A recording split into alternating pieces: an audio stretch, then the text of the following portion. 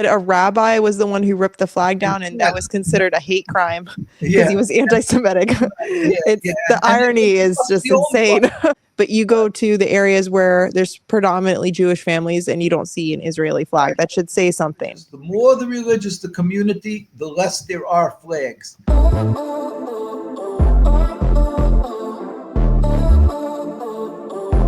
Welcome back to The Gary Theory. I'm your host, Lauren Gary, and today we're talking to Rabbi Weiss. Now, Rabbi Weiss is a member of Jews Against Zionism.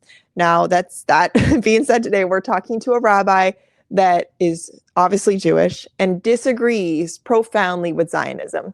So much, though, that he believes a Jew cannot be a Zionist, that those things are complete opposite with one another. I was fascinated by this conversation because what I did going into this is I naively assumed that his organization, which don't get me wrong, it's a big organization. The media is not talking about it, not because they're little, not because he's one of like three, because they don't want that argument to be made that Jews don't have to be Zionist. So I was talking to him, and before I talked to him, I just, like I said, I naively assumed that they were kind of a new organization in the sense that they were a new group of Jews that were rebelling against Zionism, but Zionism had been there before their kind of rebellion. Completely wrong. He breaks down the history is that there were Jews who, from the beginning of Zionism, trying to infiltrate Judaism, they were rebelling against it. They were saying, this is not true Judaism, that Judaism and Zionism don't go hand in hand. And that's been something they've been saying from the beginning. So that throws a wrench in this Christian Zionist argument, right? That we as Christians, we're being told that you as a Christian should love and support Judaism because Jesus was a Jew and all Jews are Zionist. Well, I'm going to say you can love Judaism. You can appreciate the religion that Christ came from. Doesn't mean you have to support Zionism. And I was like, the history of this was so interesting. So if you disagree with that, you need to take a minute. If you consider yourself a Christian Zionist, if you're talking to Christian Zionists, this is what I would say. Put over here what Zionism is. And I think that if you call yourself a Christian Zionist, you probably don't know what it is. So we get to it in this conversation. But put over here Zionism.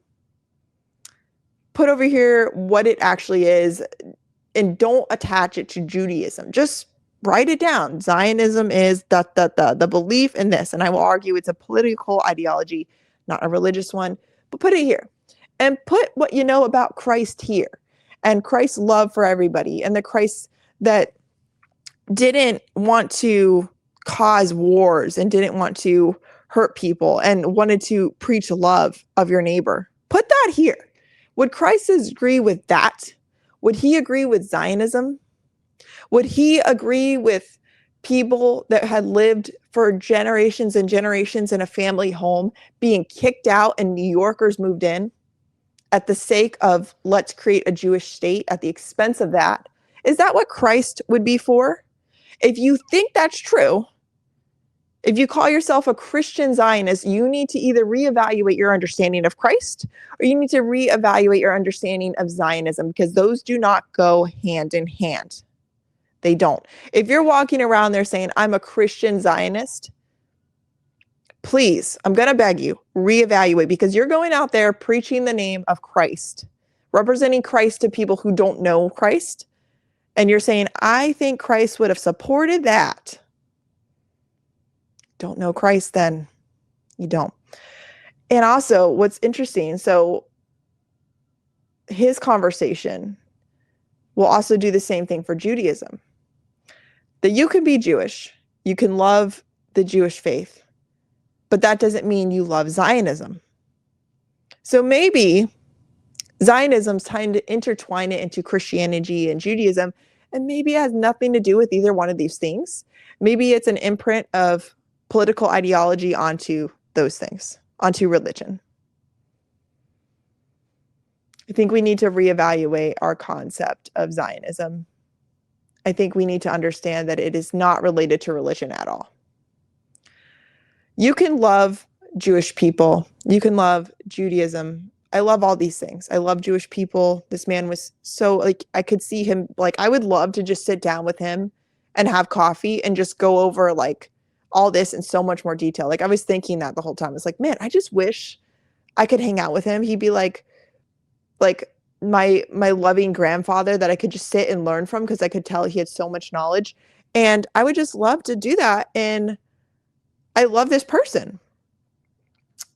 So I can love Judaism, I can love Jews, but I can disagree with Zionism, but they would still call me anti-Semitic, right? Because I can't disagree with a political ideology because that has to be a religion. No, for the record, I love Jewish people. I love Judaism. I think there's so much beauty and value there. And I don't like Zionism, and that doesn't make me an anti-Semite. So that being said, thank you so much for joining me today. I've been truly looking forward to this call. It's an honor to speak with you, and the Jews Against Zionism organization is doing some phenomenal work. And I really feel like you guys are not getting enough publicity, which I think is really unfortunate. I think there's a reason for that. I don't think it's a lack of your guys' effort. But before we get started, could you tell me a little bit about yourself and just kind of your upbringing? Where did you grow up? What was your family dynamic like? Yeah, okay, so with the help of the Almighty, I pray to the Almighty to bestow upon me His truth, His wisdom, that I may be worthy of conveying His message, and so sanctify His name and bring peace to the world. I was born, thank God, in a very religious Jewish family. The history of my family is my father's many generations, I would believe many generations, as far as I know back, a Hungarian Jew. He came from Nyírbátor, that's like not far from Budapest, the main city. Basically, from a very religious family, students of very great rabbis. So the Jewish history there is like the heads of the communities, the ones that led Judaism. There were many great rabbis throughout Europe and in Hungary, and my grandfather of blessed memory was a scholar and studied together with many great rabbis. Where my father was born with a large family, there were 10 children or whatever, and then my father, when he then at the time when the Nazis came in, he was able to escape with his brother, while his parents were taken to Auschwitz and were killed in Auschwitz, as the majority of my father's family. But my father escaped to Italy. From Italy, he came to the United States. I think directly after the war or during the war he came, and he moved to a very religious community. My mother's family, of blessed memory, they was originally from Polish descent. Also had to, they were close with great rabbis in Poland, they came to the United States. Most of her family was killed in Poland, my parents met here in the United States, married, and so I was brought up in a very religious community, mostly like with the Hungarian flavor. That was like the type of there was many. My whole community was, I would think, almost entirely people that were children of survivors from the Holocaust. Wow. Many people had tattooed numbers in their arms, and it was just part of our upbringing. Was accepted. This was the way it was. I don't know if I knew people almost who had grandparents. Nobody knew their grandparents because they were wiped out. So. And then there would be a day. There's most of the communities. I don't want to go off on a tangent, but most of the communities were killed at one time. So, like there's in Jewish customs, the custom is that you not celebrate, but you have one day of the year where you honor the day of the death of the person.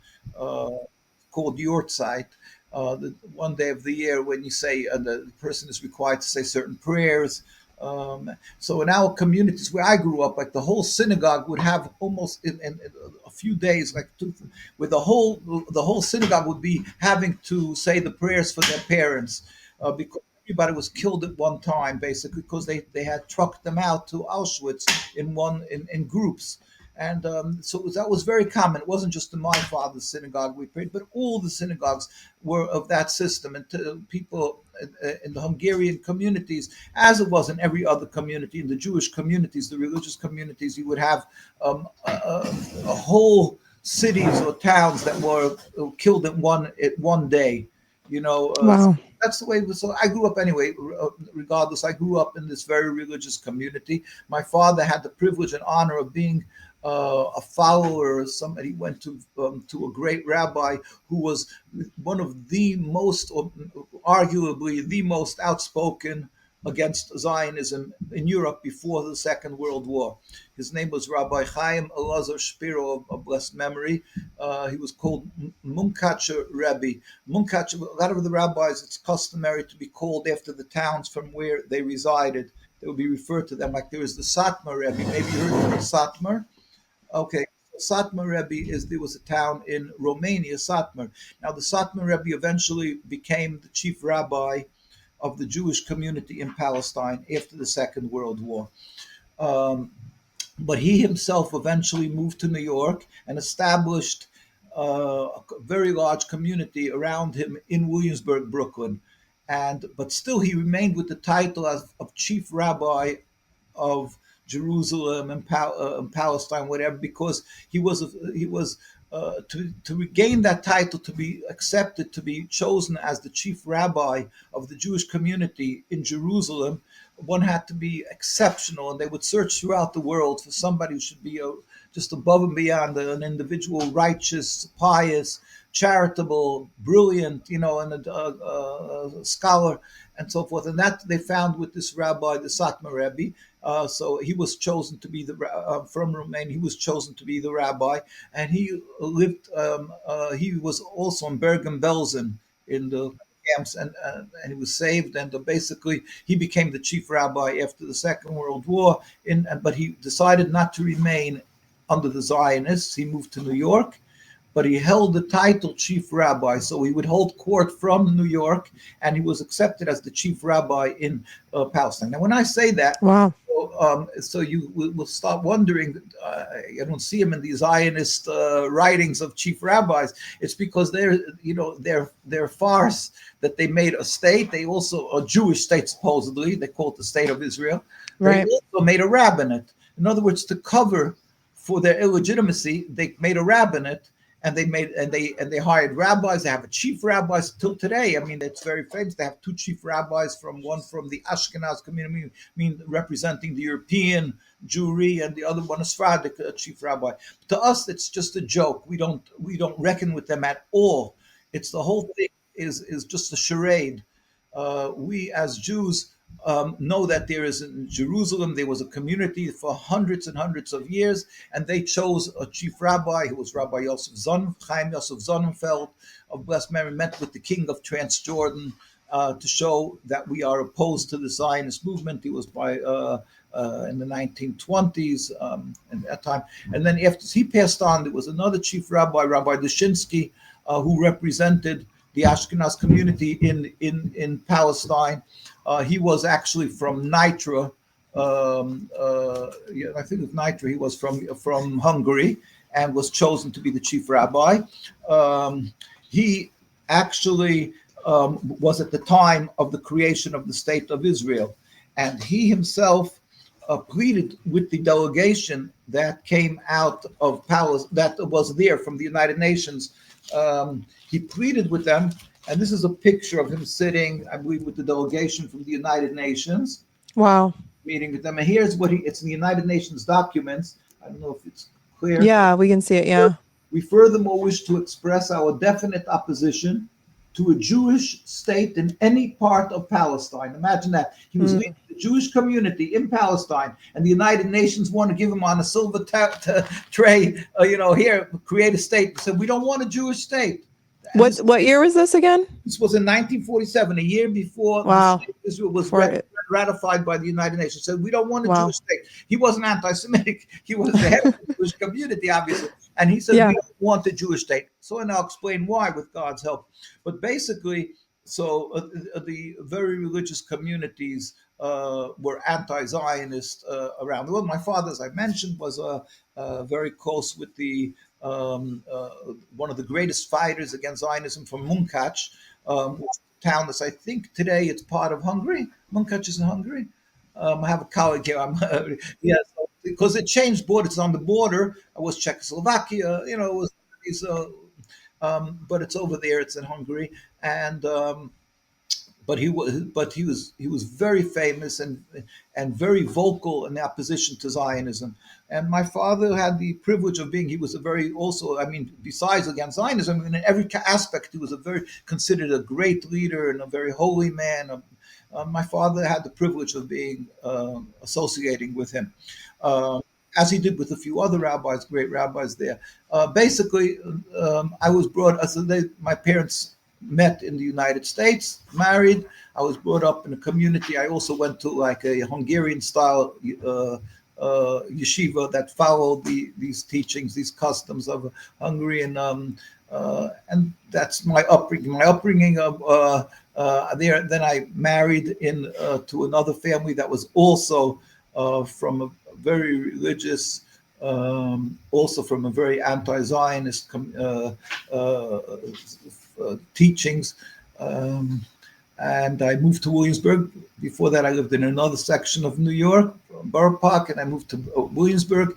And there I became more involved with demonstrations because Williamsburg, there was the Satmar Rebbe, as I mentioned, the chief rabbi of Palestine. Mm-hmm. He called for his followers to go out and demonstrate and let the world hear that what is happening is wrong, that the existence of the state of Israel is contrary to Jewish teaching. And he was one of the leaders in this, maybe the most vocal, and he had a title. He was chief rabbi of Palestine, so he really had a connection with this issue. And his voice and his leadership was accepted around the world. Around the world, it's literally around the world. You will find schools that are followers of the Satmar Rebbe in Argentina, in Australia, in Canada and England, and not only one, but a good few schools that are all followers of this great rabbi, of the Satmar Rebbe, and in Jerusalem. Wow. And all out, and in New York, of course, where his center is. Then he moved up to. After a while, his followers decided to create a community in Monroe, New York, which is like an hour and a half upstate out of New York. So they have a very large community in Williamsburg. Williamsburg runs into Bedford-Stuyvesant and so forth. I don't know if you're familiar with New York, but basically, just one. Following, if you go through those areas, if you go with the car and go slowly through, you'll see like you're going into another world. Everybody, the men dress, almost all of them dress as I do, without the keffiyeh, but with the beard and payas. Yeah. Women go. Many you'll see that they all go dressed very modestly, and one other aspect that which you maybe you wouldn't pick up right away, but you won't find one single Israeli flag. You go up and down miles and miles and miles, and it's talking about tens of thousands of Jews. You won't find, thank God, you won't find one single Israeli flag over there, with God's help so far. That's a very interesting point. You know, I know I've driven through there and I didn't think to even look, but I mean, driving through my area in Connecticut, I see people with Israeli flags in, support of Israel. But you go to the areas where there's predominantly Jewish families and you don't see an Israeli flag. That should say something. Exactly. The more the more the religious the community, the less there are flags. And actually, I live in like Spring Valley. It's called Ramapo Township.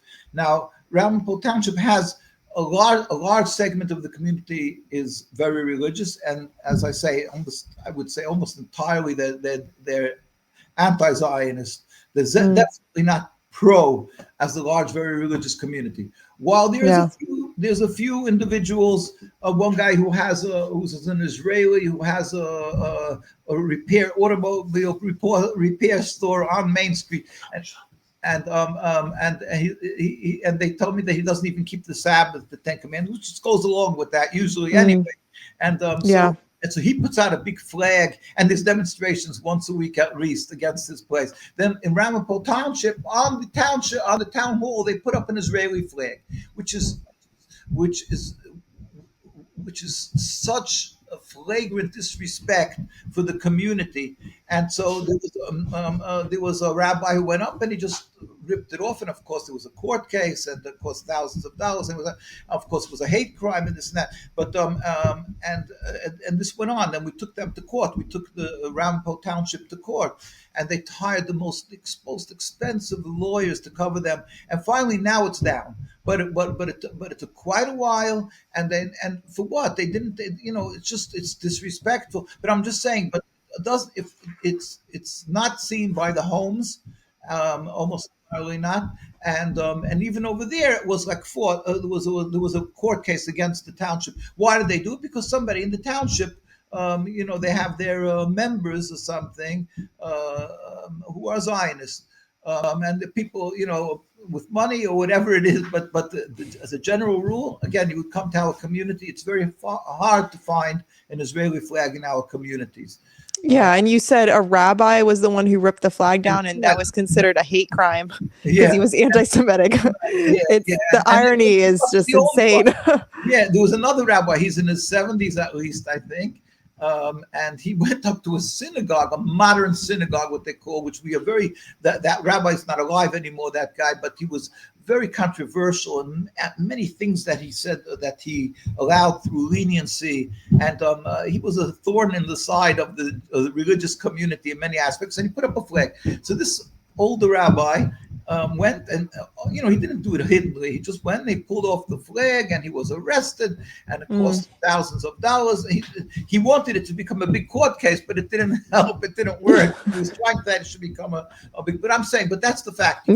Communities. Yeah. Now, if you go to Monroe, New York, you'll see, thank God, it's tens of thousands of Jews there, and there's not one single Israeli flag there, because that's a solid religious, and they're all anti-Zionist. The same thing if you'll go in Montreal, like the very pocket of religious Jews. There's a whole township over there also next to Montreal. It's all anti-Zionist. You go, I'm telling you, depending when you go to more the religious the community, the more anti-Zionist they are. Just a second, I'm having a little problem with the screen. The screen is something. That's why? Because the flag symbolizes support for Israel, obviously, right? And because that's what it is all about. It has nothing to do with Judaism. It's the Star of David that has been taken as a symbol for the state of Israel. But the flag is pure. It's not a religious symbol. It's an Israeli symbol. It's a symbol of the state.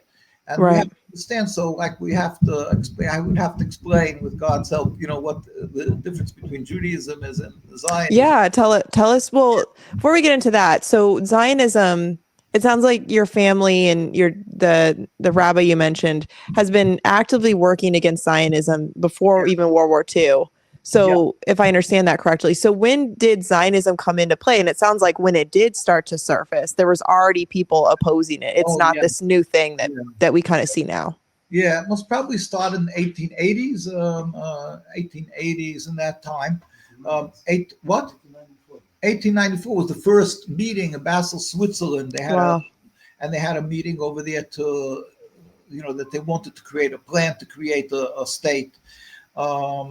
And the rabbis in Europe, who was the leaders of a Jewish community? Like you ask, who's the leader of a Muslim community? So it doesn't take much brains to say the imams, the ones who are that, they would be the leaders. In any Christian community, it would be the Pope, or and so forth. The leader of the community. It's because it's a religious concept. We're not talking about a country. We're talking about a religious concept. So Judaism, the leaders of the Jewish community were rabbis. Throughout the generations, these were the leaders. Yes, we had they may have in a city, they may have a president and a board, but of course the leader was the rabbi. There was many rabbis, but there was always like the chief rabbi of a town, a city, and so forth. And sometimes he didn't have to be even labeled as that, but if he would be known, as a great scholar, and right, then he would be people would respect and follow his edicts, and that's the way it went. So, like, we put out a book called "The Rabbis Speak Out," and that is a compilation of a lot of the major rabbis throughout the world from a 130-year record of religious Jewish opposition to Zionism. Now, this is already 10 years old. How old is this, I would say? More than 10 years? 50, was? Yeah, like, so it's like around 140 years you have Zionism. Day one, all the leading rabbis of here you have Russia, Hungary. I mean, these are the greatest rabbis of our. Not just. I mean, there's many rabbis, and tens of thousands of rabbis. But these are the leaders of the Jewish communities in every country. And here, like I just hear this Rabbi Shalom Dov Ber Schneerson, the Rebbe of Lubavitch, Russia. Today, there's such a Lubavitch Chabad. Maybe you've heard of them. I'm sure you must have heard Chabad but they're not. They don't come out as anti-Zionist. In fact, a lot of times they could be seeming to be Zionists also. Yet their leaders, prior to the last leader, who was very controversial in the United States, but every one of them was very exceptionally prolific in their opposition to Zionism. Since the days of the Tower of Babel, I'm quoting a rabbi passed away in 1920. He was from 1866 to 1920. So he was from the beginning of Zionism. So he says, days of the Tower of Babel, there has been no defilement in the world like the defilement of Zionism.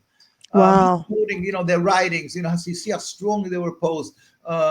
His Rabbi Yisroel Meir Cohen, he's in every single Orthodox Jew knows this name because he was a codifier of Jewish laws to make life the law books more simple and understandable. So he condensed the laws, and he a very famous rabbi, and he was in I think it's Poland. Radin is in Poland, I believe. Lithuania, Poland. What's that? Radin was Russia.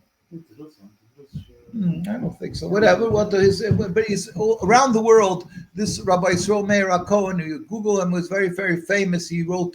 He's a codifier of Jewish law. It's called Mishnah Berurah. Everybody follows his edicts, and basically he wrote. He spoke, and he had a student wrote in his. Rabbi Yochanan Wasserman of blessed memory quoted from me. He said, "The Zionists are dead limbs of our people, which causes the entire body to rot." In other words, he gave a metaphor that they're part of Jewish communities, but they're a dead limb that causes the entire body to rot. So just give an example, and everybody respects him. If you won't say what he said, you'll just ask somebody, "What about the Chofetz Chaim?" So he was a very holy man, a great leader. They said, "What about what he said about Zionism?" Then they're going to have problems. Yeah. So and so on and on. And then you have from the very famous rabbi who the whole Sephardic world. Now that's when we say this Ashkenaz and Sephardic Jewish community. We pronounce our prayers differently, but it's the same Judaism. But they're from Middle Eastern countries and from Sephardic countries, from Spain, from Portugal, and then from Iraq, Egypt. A lot of these countries they have called Sfard, Jews from Sfard. So they had their great rabbis and leaders. And even like I said, when in the Jewish community in Jerusalem, where they would have a gathering of Jews from Europe and from these lands, so they had two leaders, usually two groups of leaders from the Sephardic community and Ashkenaz community. All of them stood in opposition to Zionism. So he was one of the great leaders. His name was Baba Sali. They called Baba Sali is a reference to our teacher or Baba. It's like a Hebrew expression meaning I think a great person. His real name was Yisroel, like my name, Abu Chatzira, and he came from Morocco. So that was one of the Sephardic lands. And he said, I'm quoting one of his sentences, "I hereby join the great rabbis of the Sephardic Eid HaCharedis." Eid HaCharedis means God-fearing community in the holy city of Jerusalem in support of their Torah ruling that it is forbidden to participate in the governmental elections because it is against our holy Torah. So this is clear. There was no questions, but all the leaders around the world looked at Zionism as something, as a rebellion against God, distinctly different from Judaism. You couldn't conflate the two. Well, how would you define Zionism for those that don't? We hear this term, but what would you define it as?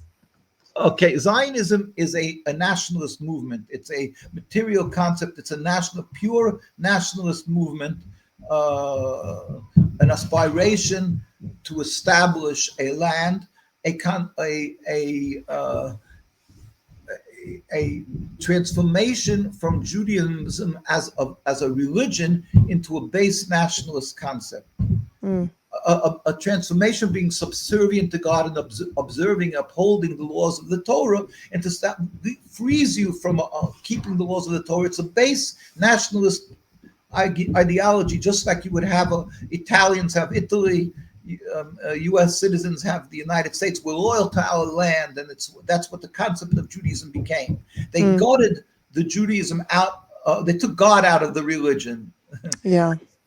So it's like that's very interesting too, and I've heard so many different rabbis from your organization that have even said that they would say Zionists don't even believe in God.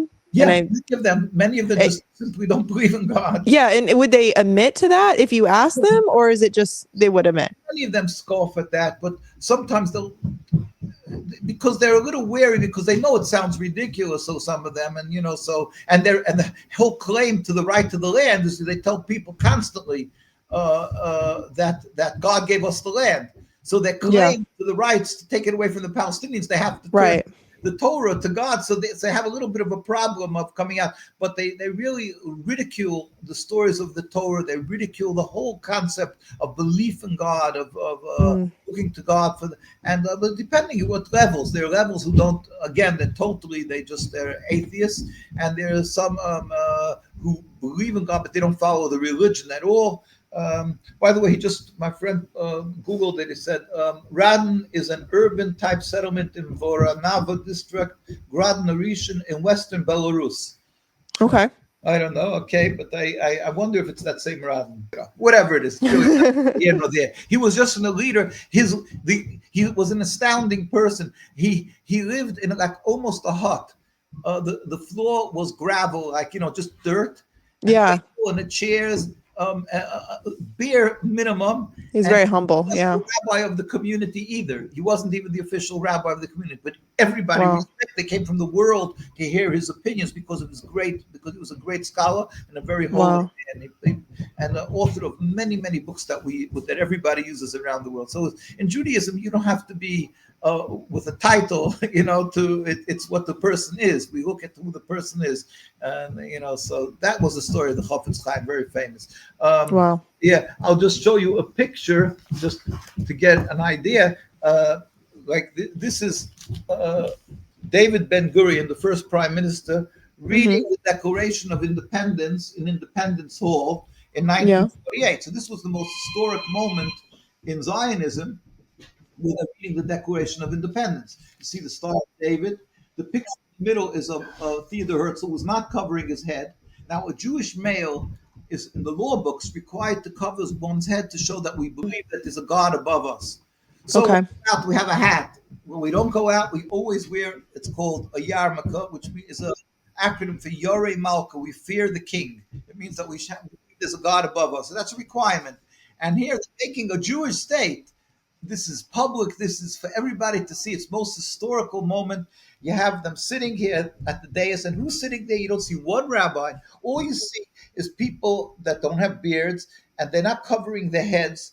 Almost none of them. Maybe one or two is possibly covering the back, but basically they're not covering their heads. And so this is proudly advertising their Jewish state by flaunting their disrespect to God. It's just beyond belief. The hubris, the flagrant rebellion against God. So their concept was a transformation to nationalism.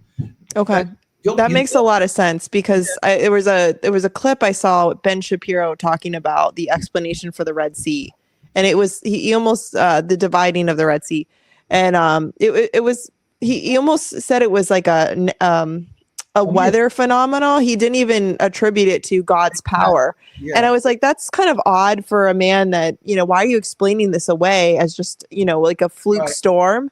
Right. And I don't know, I think he was trying to appeal to the atheist audience that was listening, but it was just like, you don't sound like a religious person to me. Like you don't believe in God. Right. So that now I feel like I'm making the connection Right. of maybe there's no, because then you also see what's happening in Palestine.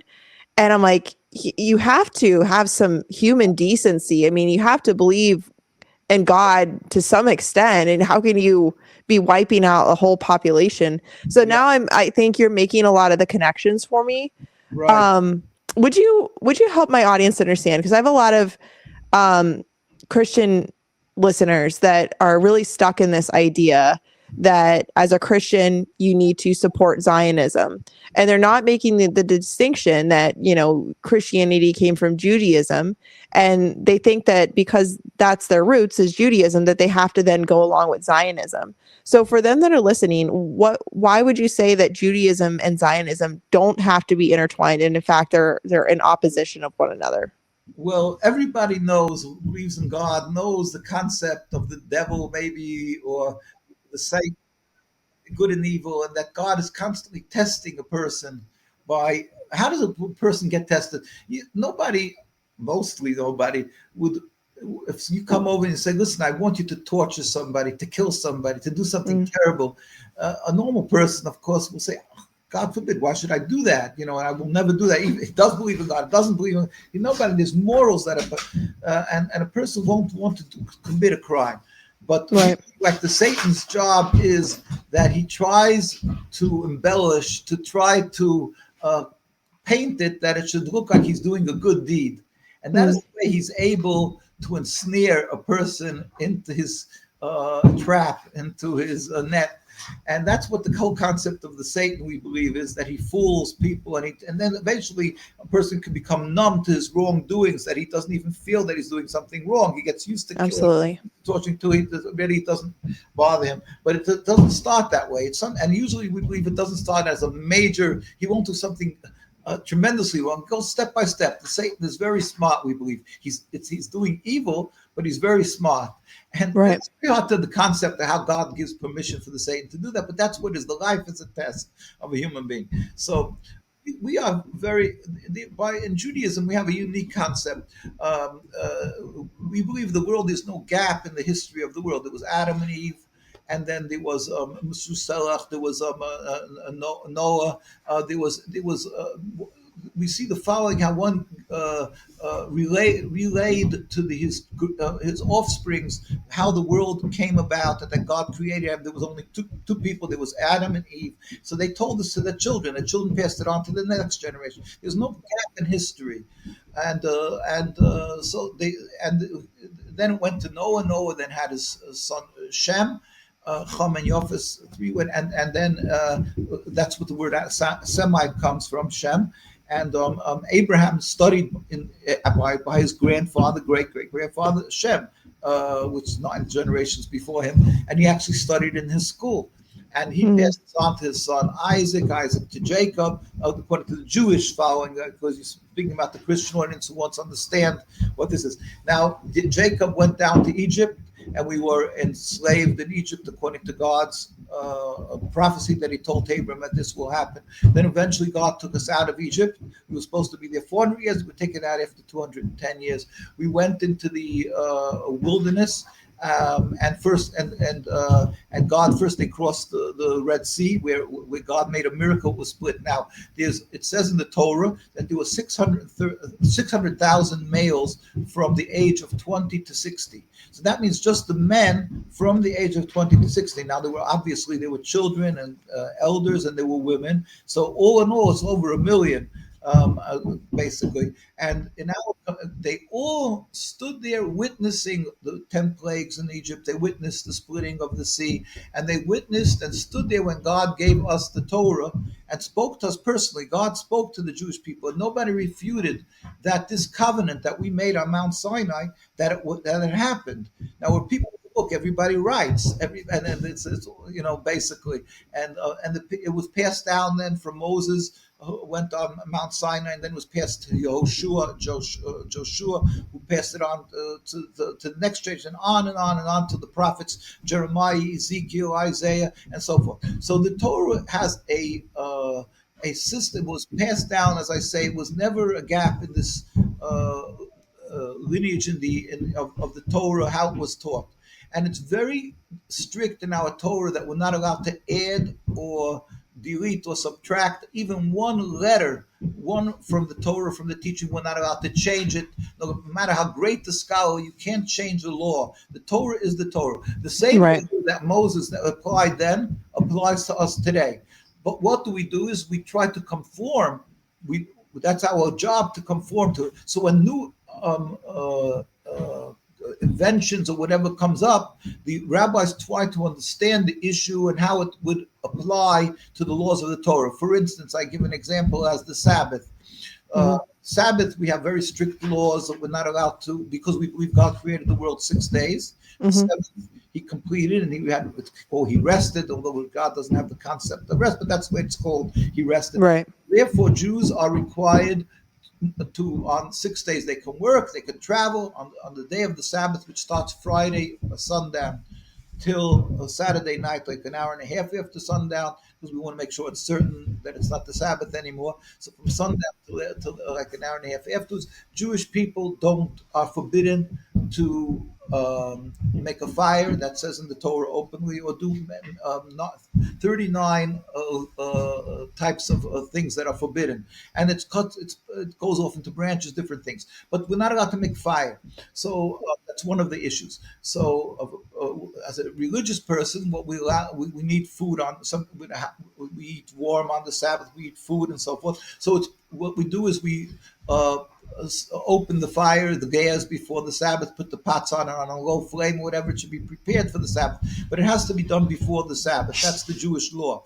We're not allowed to open it or close it on the Sabbath. The same thing as lights. We're not allowed to open or close. Why? So now lights came about. So now when electric came about, so that the rabbis in that time period gathered together and they discussed how we would consider electric. Is that forbidden or not forbidden on the Sabbath? They didn't say that we'll have to change the laws of the Torah because the time is different than it was then. No.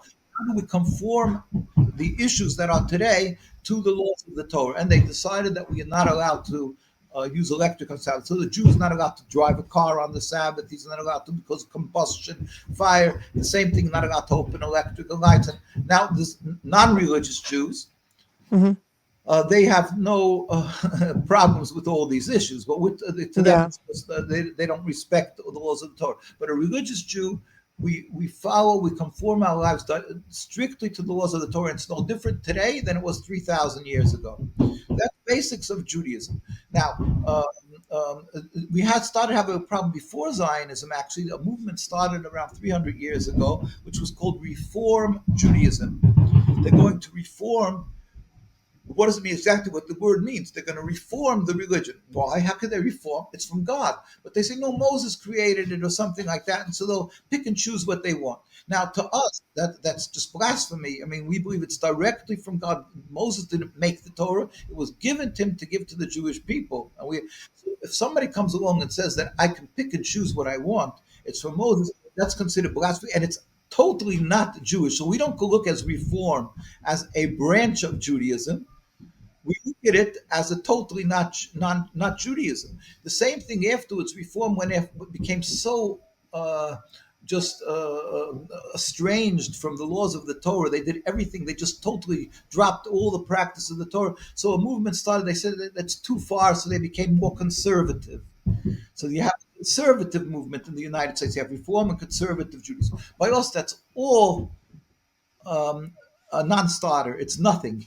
It has nothing to do with our religion. Religion is the covenant that we made with God. That's called Orthodox, and it came from Europe because it was called Orthodox. It's a German word because there was the status quo. There was the status quo that in Europe there was the Reform status quo, and there was Orthodox. Orthodox was the Jews who held by the laws of the Torah, and we totally split from the Reform Judaism, and we never will and never can accept Reform as a branch of Judaism in any manner. But what did Reform do in order to gain legitimacy? They went and they decided they're going to make a rabbinate and ordain their ministers and so forth.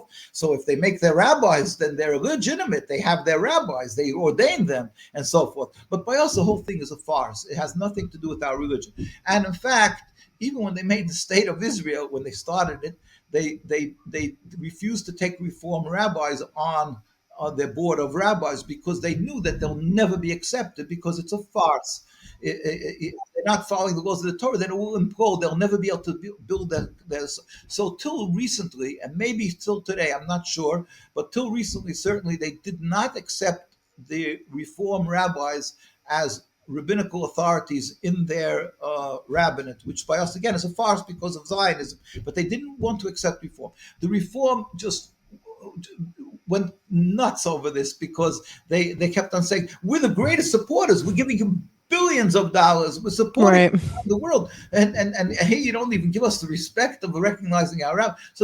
So of course, it was meaning that Zionism doesn't have the morals of God. They're not fine. So they start like they put them in somehow, somewhere. But you see, what happens is you have a big problem in Reform because if somebody marries a woman, a man marries a woman, and now if she goes and lives with another man and has a child, the child is a bastard. That's the law. He's a bastard. He's not allowed to marry a Jewish person. There's laws about that. It's a terrible thing. That's the laws of Torah. A Jew is not allowed to marry. That's whatever the laws of the Torah. So they have a problem if they're going to recognize these Reform rabbis. So then, when somebody's going to marry, and then he's going to get divorced by a Reform rabbi, which is the divorce is a very complicated thing. It has to be done exactingly, the paperwork and everything. It has to be on 100% kosher, like they say. Take a Reform rabbi, and it's not done. So then she's going to remarry. Yeah, children will be actually never divorced, and they're going to have bastards for the next set of children. So it's going to become a turmoil. It's going to drive the whole state of Israel. So they decided not to accept these Reform and their issues, not because they're God fearing, but they just knew that it won't work. So basically. But anyway, so I went again over touch. But Reform was one of the first major breaks in our history, where they came along and said you could be a Jew, and you don't have to be. You're not obligated to remain true to the laws of the Torah, and they became respectable because they made the rabbinate and so forth. So, but their concept was to assimilate. What they wanted. Goal was that the Jew going on the street in Europe and have payas and go with dress like this, that they're going to be spit at and laughed at. So they decided, no, this is not comfortable for us. What they wanted is to assimilate. They stopped dressing like a Jew, and they should be. They made their synagogues very similar to churches with organs and this and that and everything, even though it's forbidden on the Sabbath to use organs. So, but anyway, basically, what their concept was assimilation. That they, so. Again, so the Orthodox broke off from them. We had nothing to do with them. Actually made other parts of cemeteries, everything just totally separated from them. We're not even permitted, according to our Jewish law. They issued like a fatwa, a decree, like 200 of the greatest rabbis in Europe, that were not even allowed to go into their so-called synagogues. So we can go into a mosque, a Muslim center, but we can't go into a Reformed temple. So basically, that's what we were totally, it was like a ban, an extra ban, not only according to the law that they're different than us, but there was like a ban to make sure that to make like fences, to make sure that we should not cross over, should not get a confusion with Reform. So this was Reform. Now, Reform enjoyed the heyday in Europe, like it started like 300 years. It became very popular because people liked it. It was there was ignorant people and this, and that, and they presented themselves that they have a rabbinate and it's okay and this and that, and it made life easier. You don't have to keep kosher, you don't have to do this, you don't have to do that. So unfortunately, it works with the Satan. Like I say, the Satan he disillusions, he colors things, he makes things look. So unfortunately, we ensnared many Jewish people. It became very popular. And today, most Jews who came from Europe today in the United States, or and even in Europe a lot, are non-religious. They're Reform Jews, conservative Jews. So that was the works of Moses Mendelssohn. His name should be eradicated. That equals the time of that's how we refer to the time of Reform. Now, Zionism came like 100 years later or so, and they were children and grandchildren of these rebels, of these people who dropped religion. Not all of them, but as a whole, as a general rule. And so they had no compunctions of breaching the laws of the Torah because they were not even, they didn't feel bound by the Torah. And yet they were not satisfied with the reform establishments because they felt that they still felt out of place. They went to a bar, and their neighbors will start getting drunk, and they'll say, "You dirty Jew." So they felt it didn't work for them, this assimilation. That was one of the excuses they had. One of the excuses. They very famous excuse they used, like there was Captain Dreyfus, the Dreyfus trials. Maybe you've heard of called the Dreyfus trials. It was a very famous. It was a time of reform when they started, and he was a famous. He was a captain in the French army, and he was accused of espionage, and very astute writer in one of the French newspapers, and he said something doesn't smell right with the whole story. Anyway, and he started delving into it, and it became a whole issue in France, and a lot of anti-Semitism swam up. People started saying, "Oh, this Jew, this that," and he proved after going that the guy was used as a scapegoat by somebody higher than him because he was a Jew. They took him as a scapegoat, but he was totally innocent, and he was proven innocent in court. But a lot of anti-Semitism came up at that time. So Theodor Herzl, one of the fathers of Zionism, they used this as an excuse. They said, "You see, assimilation is not working. This guy wasn't religious. None of it. See, assimilation is not the solution. The solution is we'll make our own state, our own Gotcha. state, and that'll be our insurance policy that will have protection, and we'll make our own state." But of course, both this reform and Zionism, both rebelling against God. God says, "I rule the world. I gave you Torah. We made a covenant. Observe the Torah. I protect you." We don't understand God's ways many times. You don't understand a plague, a tsunami, earthquake, all these things. Why a person gets old and dies. You can start. There's issues. We don't know the ways of God, but we believe God is righteous. God is compassionate, and He has His ways, and we accept the ways of God. That's belief. That's what belief means. And anyway, so the same thing is with when we were attacked throughout history. We do not look at this as the absence of God, God forbid. It's not the absence of God, it's God's decree. Why? We don't question God. We know that God is totally compassionate. We are required in the law books, it teaches us to be introspective. There's whole law books of ours. We have laws of kosher, of the Sabbath, to learn all the different things. One of the issues is that we have to fast when, God forbid, there's a plague, there's a decree, God forbid. So we have to and be introspective. So the rabbis will call together the community, decree a fast, and then and start speaking with the community. Is there something that they're lacking? Are they doing something wrong that we were being punished, God forbid, by God? And then after they do this, they fast, they repent, and they try to better their ways. And then they have another step. Then they will try, if it's something has to do with the decree of the government, they will try humbly to approach the heads of the government and to placate and to appease and plead for the Jewish community if there's a decree. But the first approach is always not that the decree came from this leader. The decree is from God. Nothing comes happenstance. It doesn't have a plague, a tsunami, a decree of a king. It's all because it was God's will, or else the king will never be able to touch a hair of a human being. That's our belief in the world, that God rules the world. It's easy to say. It's hard to, for any human being when something happens, God forbid, that to accept it. But that's the basic teaching of Judaism that we believe. And so we're supposed to follow that and accept that. And we always say, God forbid, it should never happen when somebody, a close relative passes on. They're required to say, "Blessed is the righteous judge." When they rent the clothes of the person whose father or mother, or God forbid, or close relative dies, and they have to say a blessing, blessed is the righteous judge, because we always accept that God is a righteous. That's the basics of Judaism.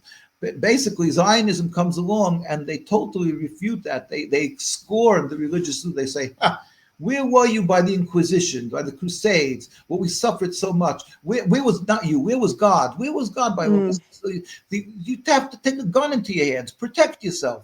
And so they ridicule the ones who say we have to follow the laws of the Torah, keep the Sabbath. Reform was most popular in Austria. It started from Austria, from Vienna, from Austria, from Germany. That was the whole reform movement started from there. and over there they tried to assimilate. Now, where did Hitler come from? Hitler, who came to eradicate the Jews, and said he came from there. Maybe it was a message from God. Again, we're not prophets, we're not this, but we say it's a message. You thought by assimilation that is your solution to stopping anti-Semitism. The most elite, forward-thinking in the world was considered Germany, and this great society of elites came along, and they're the ones who said you're a Jew into the ovens. So think about that. And while in Hungary, where they were, mostly religious, I mean, a lot of very, very religious, they were the least affected by Hitler. I mean, the less than many others. I mean, close to there was 700,000, close to 1 million Jews or something living in Hungary, and I mean, they were a lot eradicated, but there was a lot who was saved in our communities. I'm just like, if you look from where it started a place where everybody said they thought their insurance is going to be to assimilate, and that's what happened. And Zionism came along, and Zionism again wanted to change it. They had another concept of a rebellion against God. Now, why do I say it's a rebellion against God? Because let me go back to the teaching of what Judaism is. Judaism is that we made this covenant with God to be subservient to God, to believe God created the world, and He gave us the Torah that has 613 commandments, certain that affect us, between us and God, to eat only kosher, to keep the Sabbath, to show respect, and many of the laws deal with from one to his fellow human being, not to kill, not to steal, to do mahu rachum afat teirachum. Just as God is compassionate, you should be compassionate. Emulate God, do good on the world, and in that manner you'll be serving God. So we are taught, the commandments that affect one to his fellow human being. What people call humane, we call godliness. So that's the basics of Judaism. That's what we're taught. We teach our children. We teach our children when a child will go to a store and he'll misbehave, or he'll grab a candy. So you'll see in a religious Jewish mother, she'll say, that's a chil Hashem. You're doing a chil Hashem. You're desecrating God's name. That's a chil Hashem. You're desecrating God. She won't say, stop it, you're a bad boy. She'll say, you're desecrating God. That's the first thought, that you're doing something that's against God. That's the basic teaching of Judaism. God took us out of Egypt, and He required of us to go into the Holy Land. Holy Land is it's a holy land. God is ruler of the whole world, but this is a special place because God considers it that way, as a holy land. Now, in the Holy Land, He required of us, as it says many in the times in the Torah, it's very replete with many verses that says, be very careful. You have to serve God any place in the world, but in the Holy Land, it's a higher level. It's like when you enter a sanctum, like the temple or something, where you must be on a higher level of spirituality. And He's us in the Torah that if you won't be, then the land will reject you. It's like a body. Take a piece of sand and put in an eye.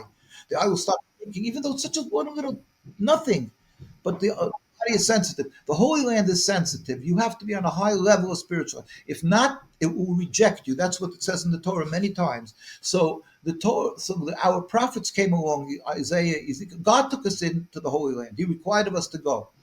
When the Jews went into the Holy Land, it was also miraculous. It wasn't that they went just beating people up. They went around the walls of Jericho, and the walls of Jericho sunk. It was a miraculous thing.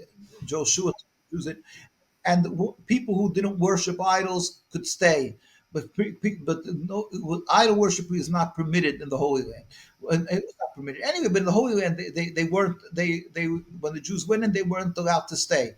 Anybody who wanted to worship idol. But that was the concept they went in. But God warned the Jews, and they had to build a temple. King Solomon built a temple. But they warned the Jews that if you will not be up to par, then you will be rejected from the land. And the prophets came many times. Jeremiah, Ezekiel, Isaiah, look in the prophets. They're very clear. They're warning the Jews constantly. You're not on that level, so you're going to be thrown out of the land. And eventually, the Romans came, and the Greeks after, and they drove the Jews out of the Holy Land as a nation.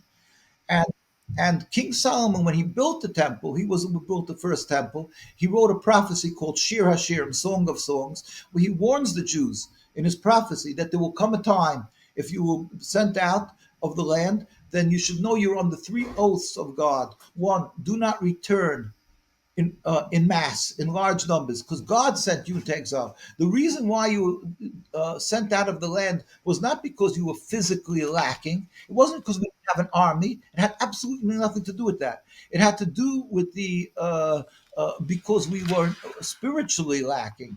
So it didn't matter how strong we were and how many soldiers they had. The Jewish people, it's encountered in the Jewish history that they were very strong, and they had, but it meant nothing because it was against God's will at the time, as we were warned by the prophets. And so they were driven from the land, and we were put under three oaths again. One is not to return en masse, not to rebel against any nation. A Jew, once we're dispersed amongst the nations, we have to be loyal citizens in every country we reside. And we're taught this many times by our rabbis. Jews lived in many countries where they were forbidden to buy land.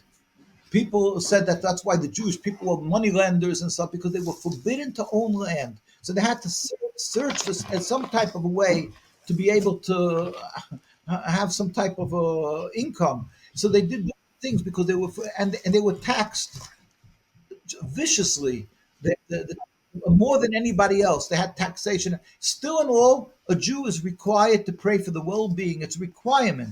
A Jew, no matter what, is required to pray for the well-being of the leaders of the country and for the well-being of the country that they're residing in. That's a requirement of Jews. But except it says in Daniel, in the prophecy of Daniel, he writes that the king said he should bow to an idol. So he said to the king, when it comes to taxation, you are my king. When it comes to me serving God, you and the dog are the same. He said, that's a verse in Daniel. He said, in other words, if you're telling me that I should bow down to an idol, then I'm not going to listen to you. You and the dog are the same. You have no respect for you at all. But if you tell me taxation, at the same moment, you require me to give tax, I'll give taxes. In fact, he said that even when the king wanted to kill him, they threw him into, and the same thing with Hananiah, Mishael, Azariah. I don't remember what the name in English, it's totally different than in Hebrew. But they were thrown into a fire because they were told to serve idols and they refused. And it said even when they were being thrown into fire, they still respected the king. They gave respect to him because that's the Jewish requirement. But we won't obey when it has to do with disobeying God. That's the basic. Right. So Jews were given 2,000 years ago with the destruction of the temple, when Jews were driven into exile, into Rome, into so forth. You see the Titus's tower where you see Jews are being taken in chains. Still in all, so that's we knew that this was done not, as every Jew says it in his prayers, because of our sins we're driven into exile.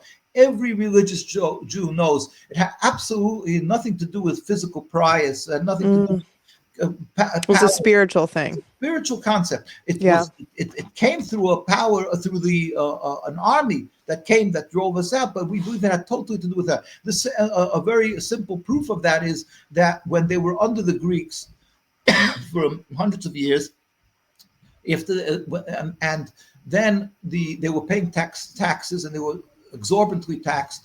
At the same time, the Greeks then came and said that if you're going to keep the Sabbath or do circumcision and other Jewish things, we're going to kill you.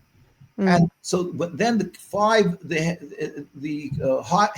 high priest and his 5 children got up and took up arms against them, against the Greek army, which was tens of thousands, or maybe hundreds of thousands of. It was a tremendous. He was like the superpower in those days, and they took arms again. And so it was impossible physically. It didn't make any sense. And they're called the Maccabees. I'm sure you heard of the Maccabees because the Zionists use these terms of the Torah to represent that they're following these steps. But who are they? These were old rabbis, and what they did was Maccabees is an acronym for Mi Kamocha B'Elam Hashem. Who is strong like you, God? So they went out with swords with shields that they wrote in it, Mi Kamocha B'Elam Hashem. Who is like you, God? And God made miracles, and they defeated the Greek army. They went into the temple that was defiled by the Greeks, and they found a little bottle of oil that was pure, that wasn't defiled yet, and they used that, and God made a miracle because it took time to press the oil and so forth to get the oil from where it came. So it took 8 days, and God made a miracle that this little bottle was able to burn for 8 days. So we make Hanukkah, the holiday of lights. So what do we celebrate? The miracle of God. We're not busy celebrating that we will have our prowess. No, the miracle of God that they tried to stop us from serving God, and God saved us and made this miracle. The Zionists take this and twist it on its head. They order pictures of a sword and a shield, like they're the power, and they're following the footsteps of the Maccabees. Who were the Maccabees? That they died, that they were ready to die, not to desecrate the Sabbath. And you go to Tel Aviv, and all you see is all day Sabbath cars going and coming.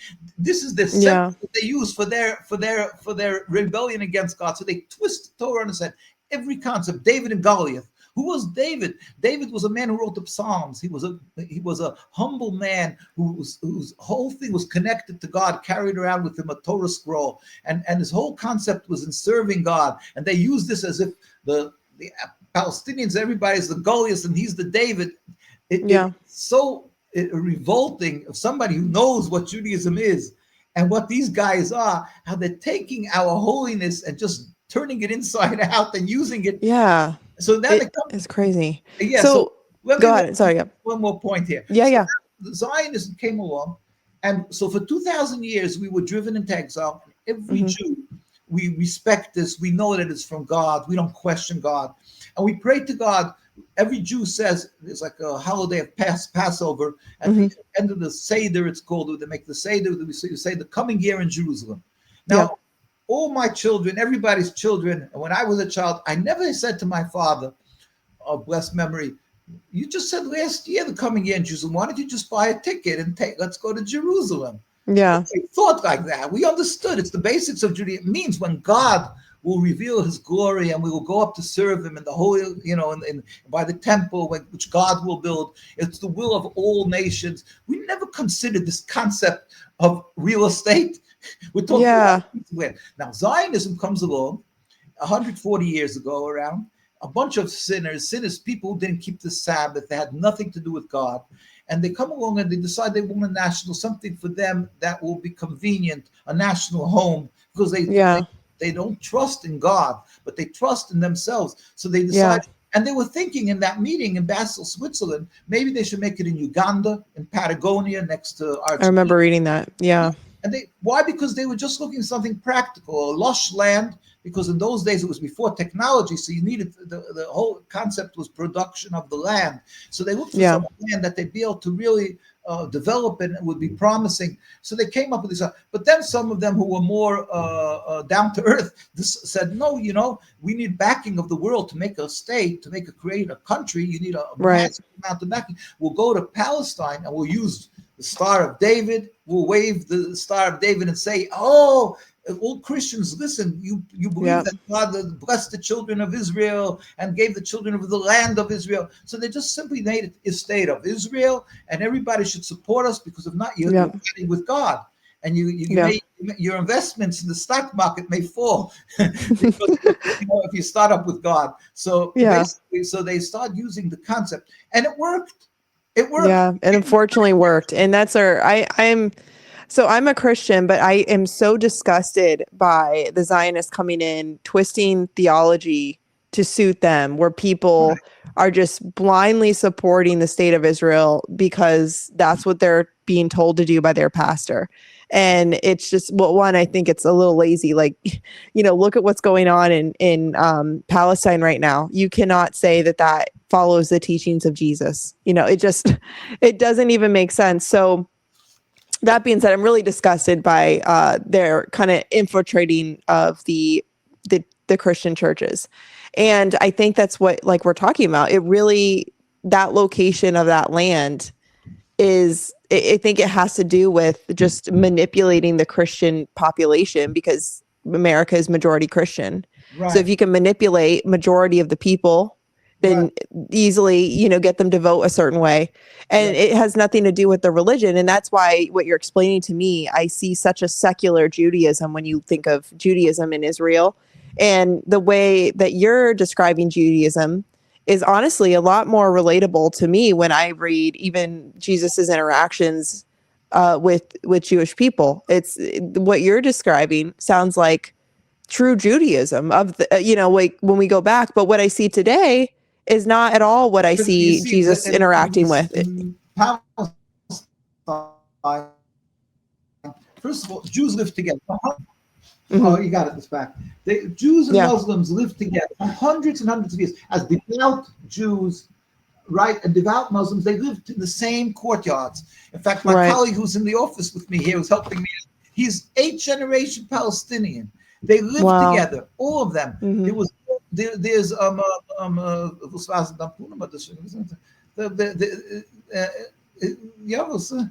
he's 8th generation. His grandmother have long, healthy years. She's getting on in the years. He's 8th generation. So his grandparents moved out of Palestine. Wow. That's it. And because they didn't want to be under the rule of the Zionists, not because they were forced out. They didn't want to be under the Zionists. Well, tens of thousands of Jews did like that. So basically, but when they were there for hundreds of years as very religious Jews, if it would have been if the issue here is a difference of religion or a religious conflict, then they would have murdered each other way back when. But they didn't. They lived together. Yeah, in peace. It's not the issue. It's not the impediment to peace. What happened was the Zionists came along, as I say, and they spoke about making it their land. And obviously then the people who were living there, the Palestinian people, became threatened by them. In fact, at the beginning, they sold to the Zionists who came up from Europe. Like I say, they came from Austria, from there, and they started selling them land. Why? Because they knew the Jewish community that was there for hundreds of years had absolutely no aspiration to control the land. So they didn't see anything wrong with something. Then all of a sudden they realized that these people are aspiring to take over the control of the land. And that's when the strife started and all that. Then the Zionists started putting terror into them. They went to Sabra Shaltila towns where they destroyed it and so forth. And I've spoken to old rabbis who are not alive still anymore today, but there are still some people who are. And they told me, they gritted their teeth when they spoke about it. They said how we lived together in these towns and they was our best friends. And then the Zionists came and they destroyed them. And he said, why? They wanted to throw fear into the other ones in the other towns that they should run away because they had no godly morals. Because their goal, they're ready to sacrifice on the altar of Zionism anything that stands in the way. So we had the rabbis, for instance, this is one of the heads of the Sephardic community in 1948. This is in Jerusalem. His name was Ben Zion Chazan, Rabbi Ben Zion Chazan, blessed memory. He went out with a white flag to the Jordanians to give over the Jewish community in the old city of Jerusalem. And the Zionists said, if you're going to do that, you come stand with us and fight. So if not, we're going to kill you. They shot him. He had a bullet to the day he died. He had a bullet in his leg. And they killed Jews who went out to the Palestine, but the Jewish community went out anyway and gave over the Jewish community of the old city to the Jordanians. And the Jordanians were in control of the Jewish community throughout the war in 1940. And they protected them. They brought a child went missing. They found them. They brought milk for the children. They did what they could. They protected. After the war, the Jordanians took the whole Jewish community and sent them over to the Zionists. So the Jews were led like sheep. They later, how many of these rabbis I met after they came to America, so they said, we should have stood on ground and said to the Jordanians, no, we refused to go. But they were led. They had no concept of what was happening. But in those days, it's before radios, before everything. Maybe radios was there, I don't know, but they didn't have it. Those Jews. So they were led out and sent out to the Zionist side. But they said we should have insisted to be under the Jordanians. But that's the way it was. So since then, you're talking about now it's how many years already? 77 years since the state, and here's where they pleaded with the United Nations not to make a Jew state. Here he passed on. You can see the tens of thousands of Jews. It's called Kikar Shabbos, where another chief rabbi. These are all anti-Zionists. This is the White House when Bibi Netanyahu came to visit President Obama. He said, and the Jews held signs, Israel has no right to rule over any part of the Holy Land. Bibi Netanyahu and the state of Israel does not represent world Jewry. Now here you can see, this is... and what dates are these? Because the images are black and white. So I don't know if you have dates or like around the time. We just had 2 weeks ago a mass demonstration in front of the Israeli embassy. Tens of thousands of Jews went out there. This is that's great. This was in front of in 2010, but we have many times. I just have a book compiled of pictures. I see. You guys have a lot of videos too. It's not. So here you see. it's mandatory military service. So boys and girls from the religious community, we would simply will never go into their army. So they get arrested. Here she's saying prayers, she's crying, and they put on them the Israeli uniform behind bars. That's a psychological to break them. She's crying. This is Poor what girl. happens. None of our boys or girls go into their army. And you can see demonstrations where they're standing there. These are Jews. Never, our community doesn't carry guns, knives. You can never accuse us of that. And here you see how they brutally, for 77 years and more, attack children. Children. Yeah. You Poor can't, kids. Palestinians, they say, oh, they wanted to kill us. These Jews are old rabbis standing there. Yeah. They're just beaten brutally. These images, those that are listening, he's showing a lot of images of violence. Beating Jews simply standing on the street and demonstrating. And there's tens of thousands of such pictures. Here, they smash their heads with horses. They drive cars. This is you have pictures here where they spray them. This is continual. By Columbia University, maybe you heard the scandal at the beginning, 2 years ago.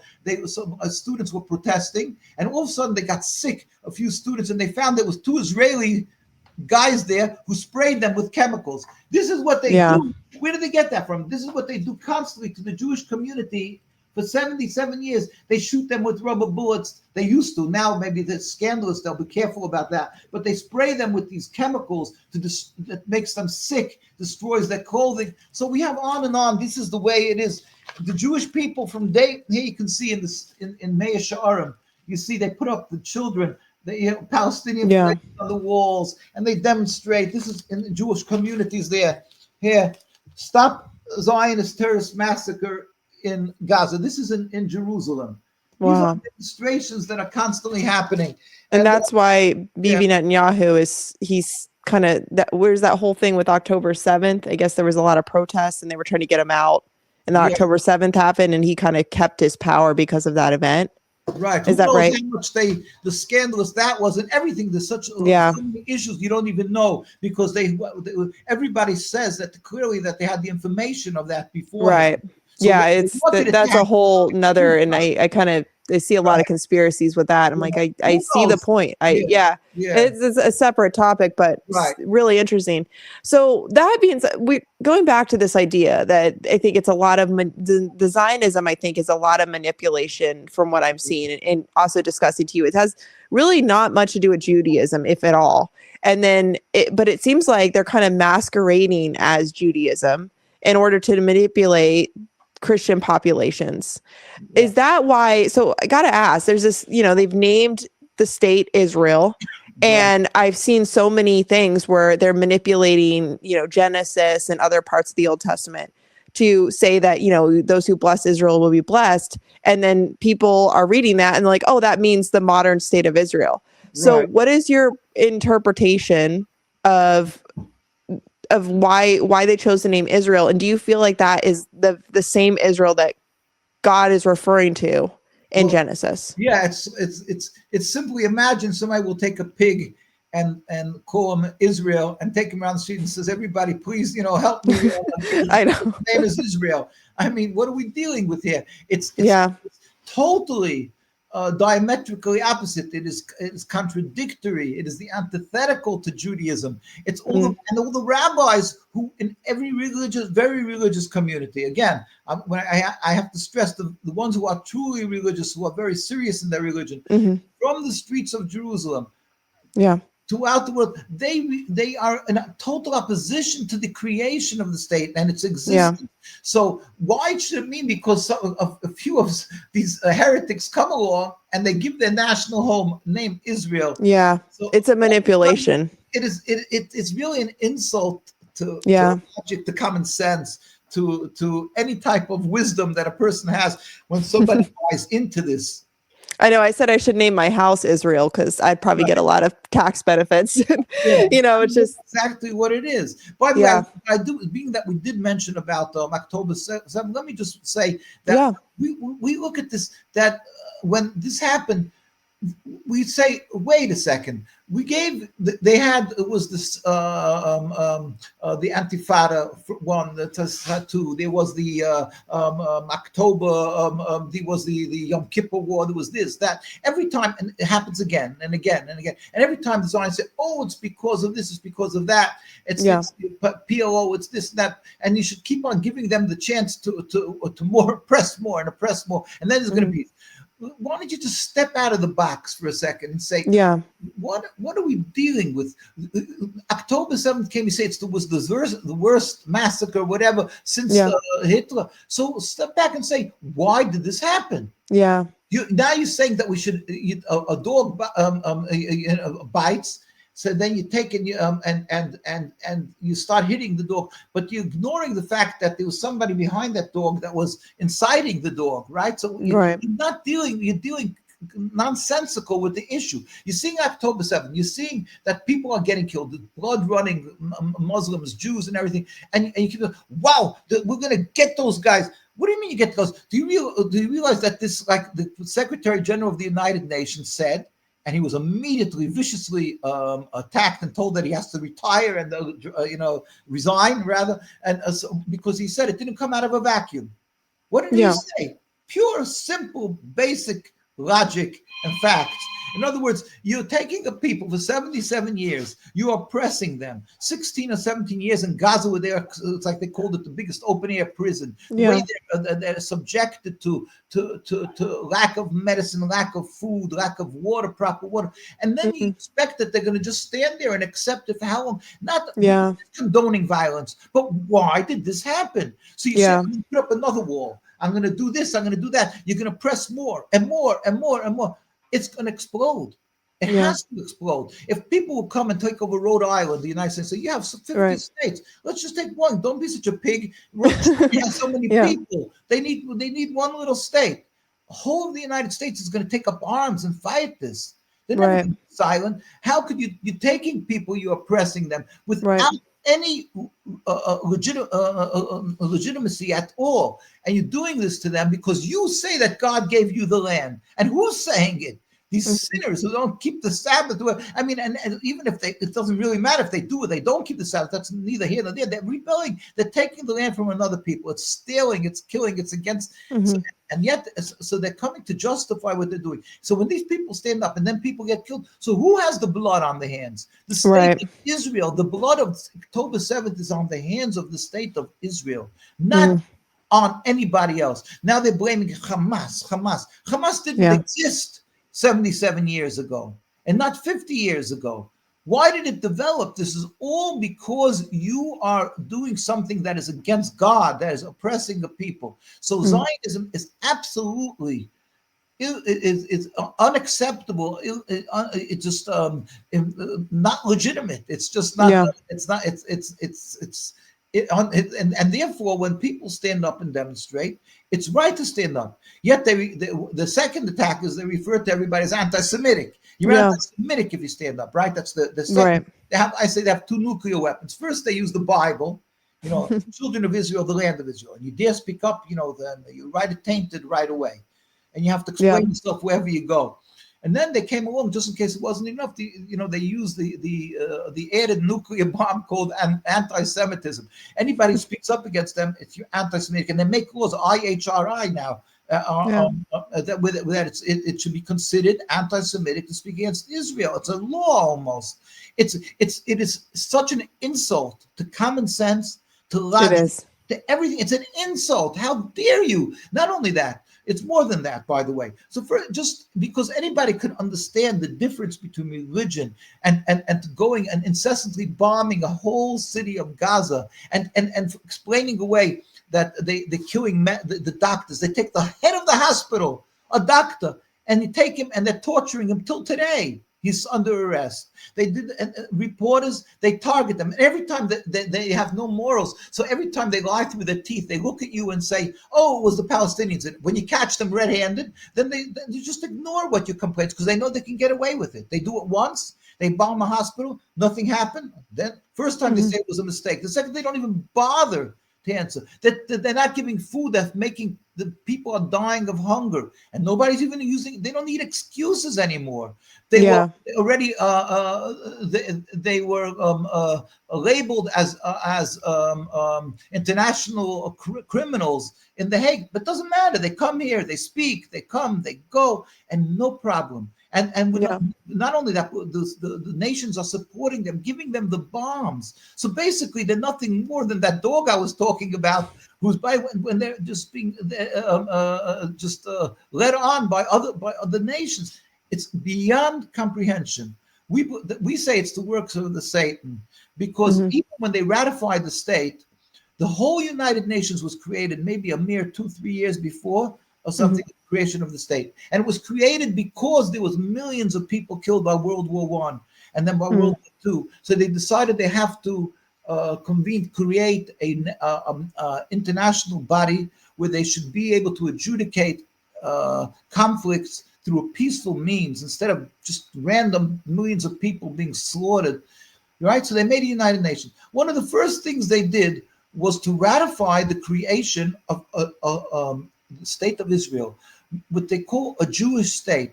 Imagine that. You have people who the majority were Muslims, the second Right. largest majority were Christians, the third were Jewish. Let's just put the Jewish aside. Let's just say that they wanted it, which is not. They didn't want it. But now Hmm. they're giving the control over the land, that anybody who's Jewish becomes automatically, psychologically, becomes the first tier citizen. Everybody else is not Jewish. It's a Jewish state. So you're asking for violence. You're asking for bloodshed, for turmoil. How could a United Nations that has the elite, the minds of the world, come along and give it a label, the Holy Land, where they had this beautiful fabric of Muslims living together with Jews and Christians? And it's always a sensitive issue when you have different religions. And you're going to label it the state of Israel?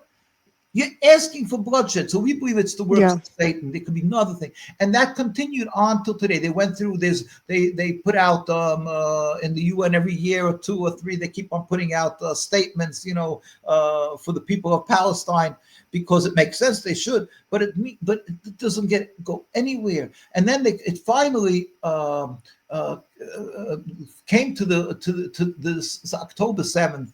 It came Hmm. to a time where it culminated in a mass murder, day in and day out. Everybody's witnessing it live, and Yeah. It's the world why are is. they still live streaming this? It's Everybody terrible. sees this, but everybody sees the criminality. Yeah. Targeting reporters. You can't say they're not targeting reporters. It's impossible. People put out 2 people who put out movies something, and the day after they put it out, they were bombed, the whole house, and they were killed, the whole family. If you're following what Hmm. they did, it's part of the scandals. I go to demonstrations and hear and see people that crying, and it's beyond words. There's no words. There's no way but to express the hurt and what's happening here. And this is being accepted by the world. How come? It's Yeah. satanic. We believe it's satanic, but we still, in all, we have to. As Jewish people, certainly we're required, and as humanity, what people call humane, we call godliness. We're required to stand up and say no, even though we're going to be labeled self-hating Jews, you as an Ironically, anti-Semitic Jews. anti-Semitic, It's yeah, crazy. anti-Semitic Jews or whatever. Yeah, and by the way, maybe, I'm not going to say the majority, but tens of thousands of people by the universities and colleges and the professors and students are Jewish who are opposing this. And Yeah. yet they're losing their tenure. They're being thrown out of the country. They're losing their visas and everything. For what? And Yeah. because they're standing up for people who are children who are being killed. And the excuses, it's anti-Semitic. Now, let me just dissect this anti-Semitism issue here. Yeah. Anti-Semitic, like I said, we lived together in every Arab country. Every Arab country, there were Jewish communities, and we flourished without any human rights groups to protect us for hundreds of years. I personally was in Yemen. I was in Lebanon. There were synagogues till recently. In Yemen, the community was there just till recently. I was there in Egypt. Go on, Morocco, Tunisia. Where were you like? In Iraq, Jews lived and flourished. What changed? not the difference of religion, the advent of Zionism, which they call themselves the Jewish state, where they created animosity, they created mistrust of a Jew. So they in the single-handedly brought about the destruction of the Jewish communities in all these places. And how many deaths came about of the Israeli soldiers who went out to shoot for this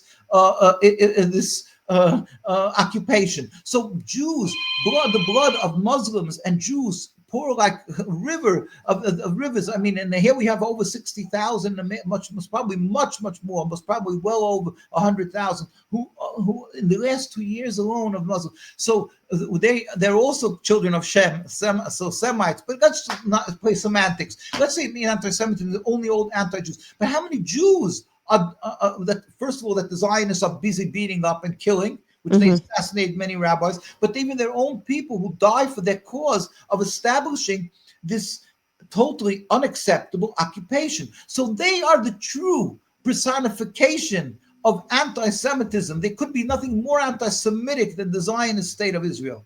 On top of that, they cause, besides the blood that everybody's dying, God forbid, but the hate. They've driven a rift, like I said, in all the Arab lands around the world.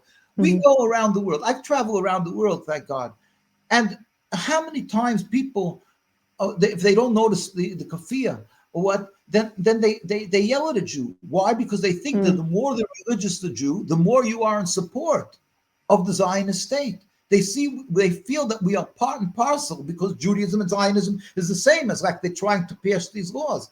So if that's the case, they are creating danger for the Jewish people. So by justifying, by accepting around the world this concept that Zionism and Judaism should be conflated, should be incorporated, you are putting at danger so many Jews who are truly opposed to it.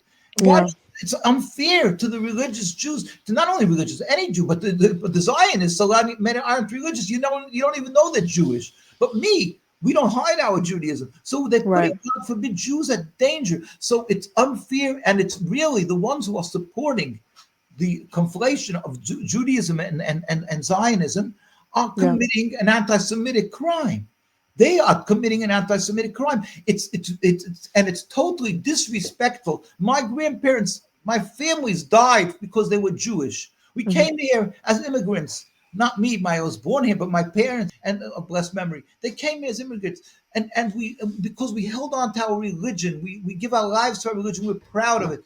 And now you're taking us and just throwing us under the bus, God forbid. How you disrespect our religion by just looking at Netanyahu and all these sinners and saying they have the right to use their name because it's for them, it's convenient, and it's a way, an excuse as a tool to do whatever you want in the United States or whatever it is. So it's pure anti-Semitism. The abuse of the word anti-Semitism. The ones that are using this should be a class action suit against the ones who are using the word terminology anti-Semitism. And I want to speak about the religious Jews that you find. A lot of people ask this question. It's confusing because you see Ben Gvir, Smotrich, and the settlers and all these guys, and they look like religious settlements and so forth. And how could that be? What I'm saying states clearly that religion is contradictory to Zionism. So where does it come that you find religious? So the answer is unfortunately it's the works of Satan. But they made a rabbinate. The word, especially now, by the beginning, they were ostracized in the majority of communities before World War II. After World War II, the first ones who the Nazis and by the way, the Russians in the Soviet Union, they destroyed were the teachers and the USSR. They didn't allow religion, and the teachers were sent to Siberia, were disappeared, were made and were killed, and this is a fact. They didn't allow religion, and so the Jews lost their teachers, their leaders. Zionism comes along. There was the Balfour Declaration. They were given land, and they said, "Oh, you see, this is what happens when you listen to your rabbis. We have your safety for you. Come to us. We'll give you land." And they made rabbis. They made this rabbinate, and they said, "Come, it's all kosher. Everything's okay. You're allowed to have it."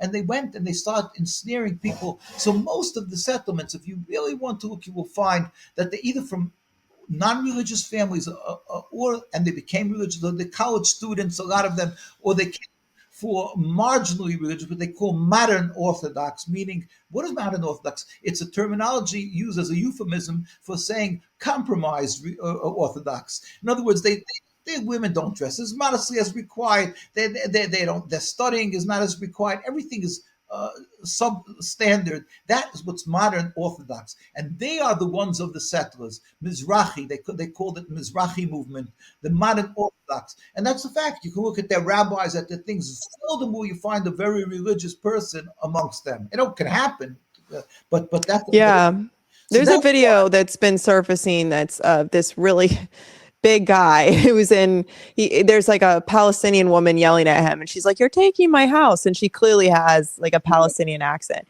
And he sounds like a Brooklyn accent to me. And he's like, "Well, if I didn't take it, someone else would." Yeah, And it's like, that's, I think, what we're talking about here is they're just taking more land and then they're just giving it to Zionists who are on board with this agenda that are clearly not even from there. It's pure theft. It's pure Right. theft. It's pure against God. It's Mhm. anti-Semitism. It's a rebellion against God. Yet they use our religion for this nakba, for this destruction, for this calamity, for this. So basically, that's what we stand up and we say, a person, if he'll just go out of his convenience zone, he'll go out of that box, and he'll start using his mind. He'll see that the very religious communities don't buy into it, and then it's so totally contradictory in facts. And yet Hagee and all these guys, they come and they gather together in Washington, in the largest Washington Hall convention center, and the support of Israel, we go there every year almost, and we stand outside and try to speak to people's sense, and that they should understand. And when, by the way, when it comes to the Zionists, they attack us viciously all the time. Wherever we go, if it wouldn't be for the police who protect us, they would kill us. They say so. And they do so to the Jews who are under their control in Israel. They have them in prisons. They viciously attack the demonstrators. Why? Why? We're just saying something. Why are we so dangerous to you that you have to do that? Simply because they understand we're undermining their legitimacy. But the Satan is powerful, and they're going on the merry way, and they're still getting supported by the United States. Except there's like sometimes a little crack in the cement, and the light starts falling in. You have all of a sudden a mayor, Mandami here. Yeah, there's like mixed feelings. Some people are saying he's secretly a Zionist, and I'm not sure. I don't know if you have an opinion on that. Do you feel good about him? I have nothing to say about what the secret. I don't know, but he stood up stubbornly and said, that Yeah. I don't care what you're saying. I'm not going to accept the Palestinians, the occupation of Palestine, the genocide, and so forth. So he spoke up again. I don't know. I'm not getting to any of his other policies and this and that. But Yeah.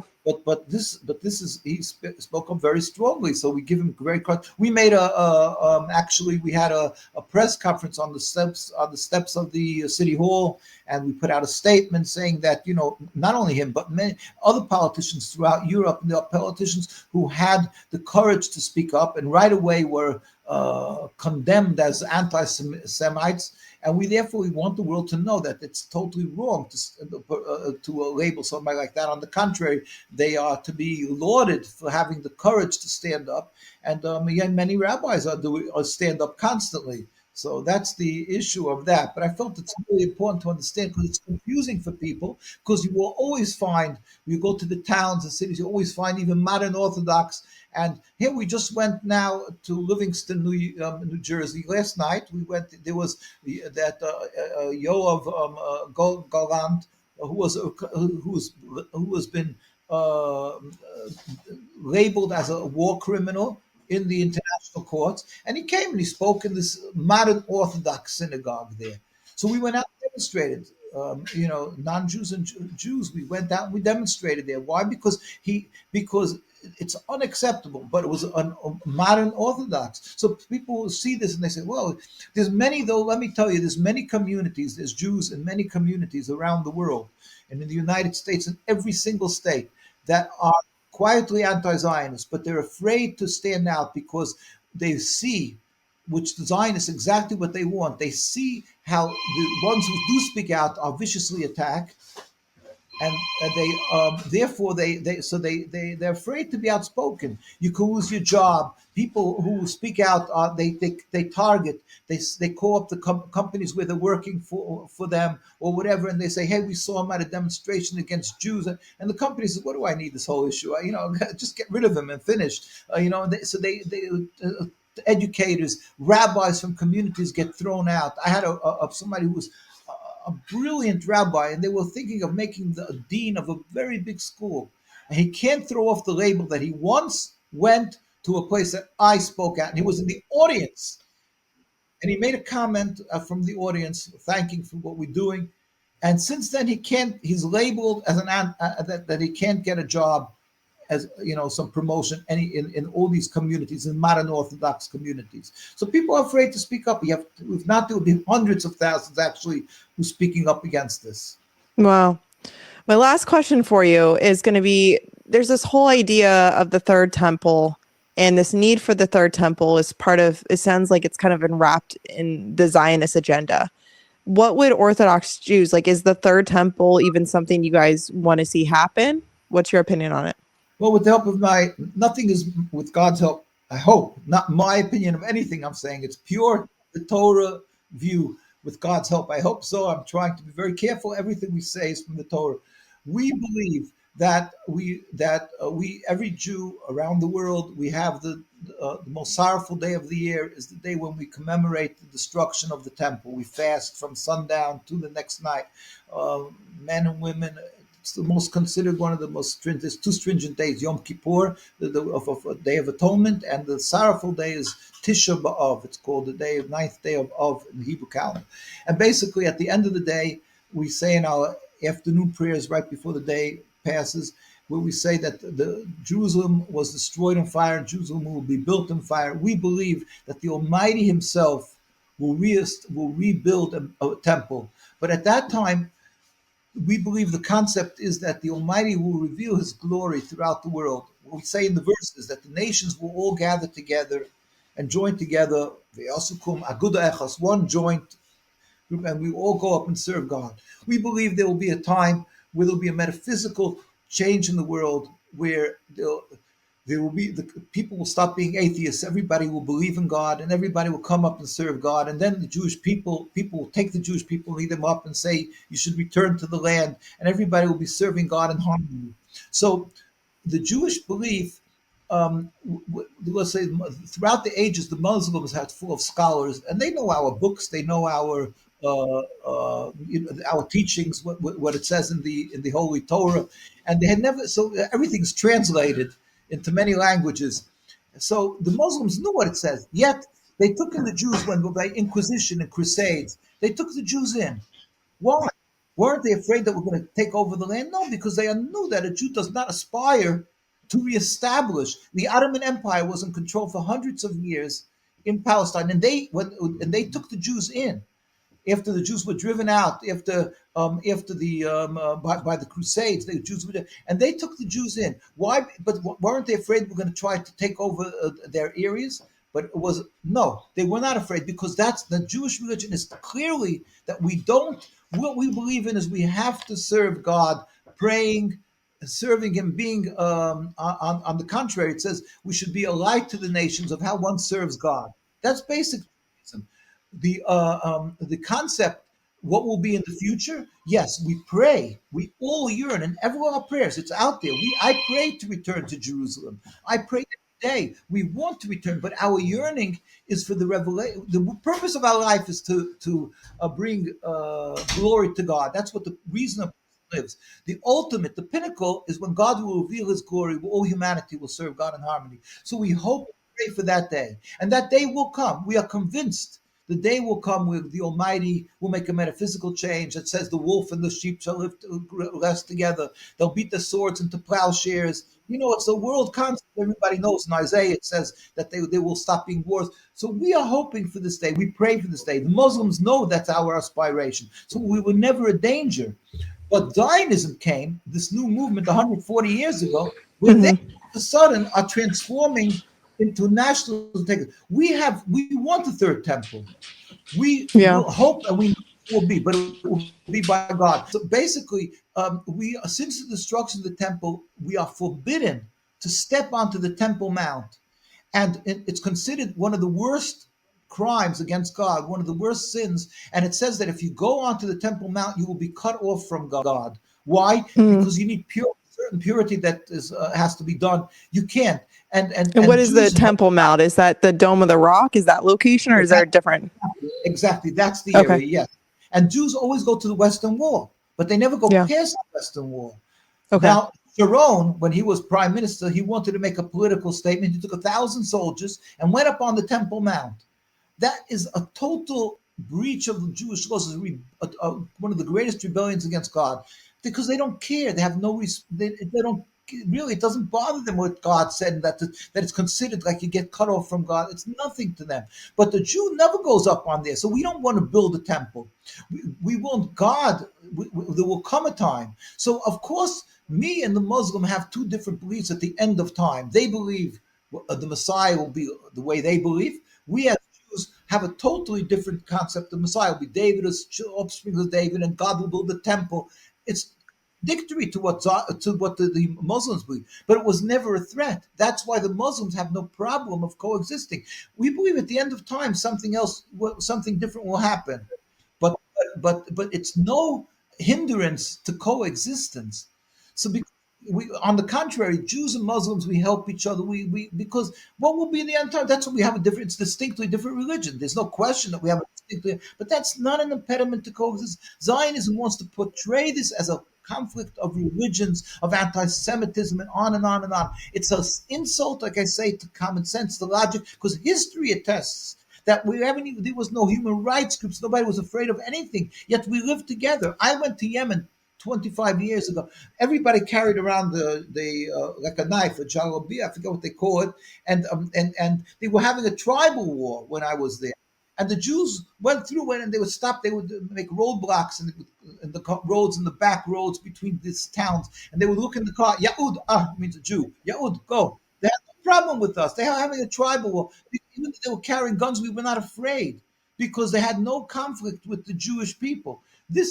But Zionism destroys that. They made a narrative that's false, and on that narrative they're building, and they try to incite and get that the Christians will feel the Muslims. That's Islamophobia. The Islamics, they're terrible. They want to kill you. They want to kill you. They want to kill you. How disgusting! A Jew is required to show gratitude for good done to them.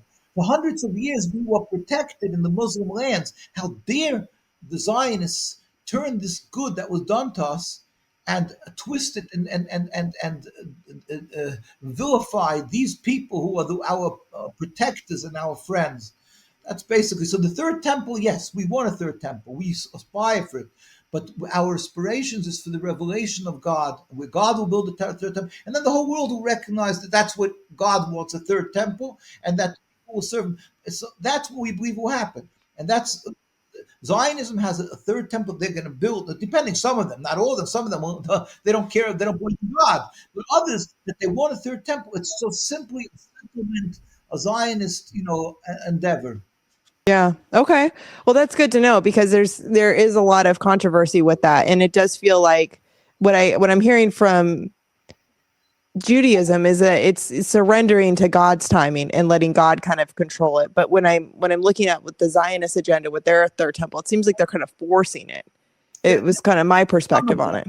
Depending which political side of the coin you're on, because some of them are more practical and they know it's not worth it to do that.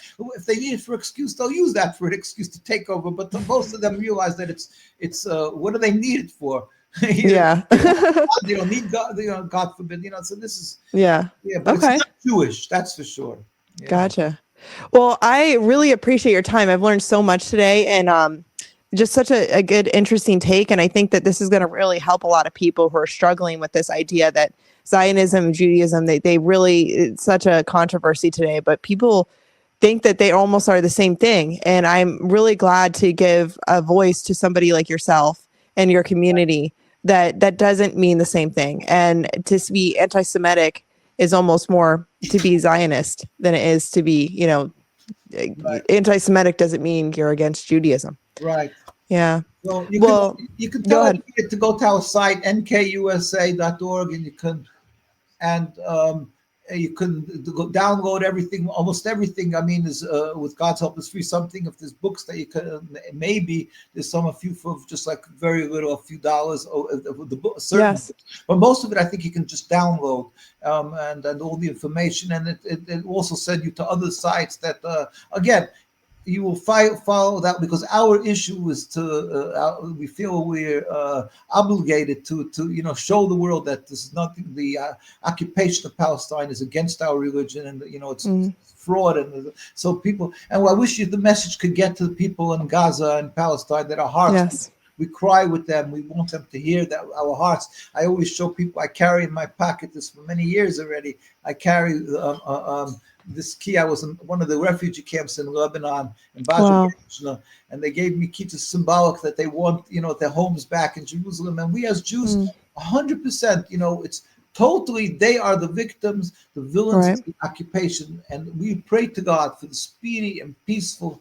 and total dismantlement of the state of Israel. Just like apartheid, nobody would accept a partial apartheid.